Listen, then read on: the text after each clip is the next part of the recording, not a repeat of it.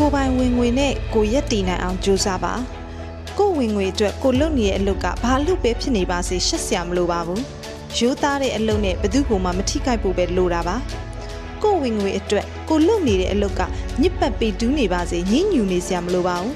ဖြူစင်တဲ့အလုပ်နဲ့သူတစ်ပါးကိုမထိခိုက်ဖို့ပဲလိုတာပါကိုရဲ့ဝင်ငွေနည်းသည်ဖြစ်စေများသည်ဖြစ်စေကိုမှဝင်ငွေရှိတဲ့အခါကိုကိုပိုပြီးယုံကြည်မှုရှိလာစေပါတယ်ပိုစူးစမ်းခြင်းစိတ်လည်းတန်မာလာစေပါတယ်အတွေးအမြင်အတွေ့အကြုံလည်းပိုရပါတယ်အခက်ခဲကိုလည်းပိုရင်ဆိုင်လာရလို့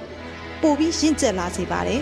အသုံးဆောင်အစားအသောက်တွေကိုဈေးပေါ်ပေါ်ဈေးကြီးကြီးကိုငွေနဲ့ကိုသုံးရရင်ပိုလွတ်လပ်တယ်လို့ခံစားရတယ်လေကိုလည်းပိုပြီးစိတ်ကျေနပ်မှုရစေပါတယ်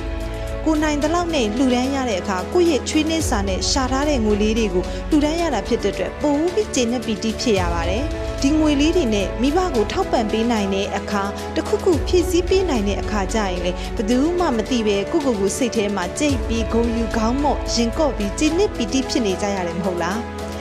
အများကြီးမှမဟုတ်ပါဘူးကိုယ့်ရဲ့ချွေးနှဲစာနဲ့ရှာထားတဲ့ငွေတွေကဘလောက်ပဲဖြစ်နေပါစေကိုယ်တိုင်ရှာထားတဲ့ငွေဖြစ်တဲ့အတွက်တန်မိုးရှိလာတယ်မဟုတ်လား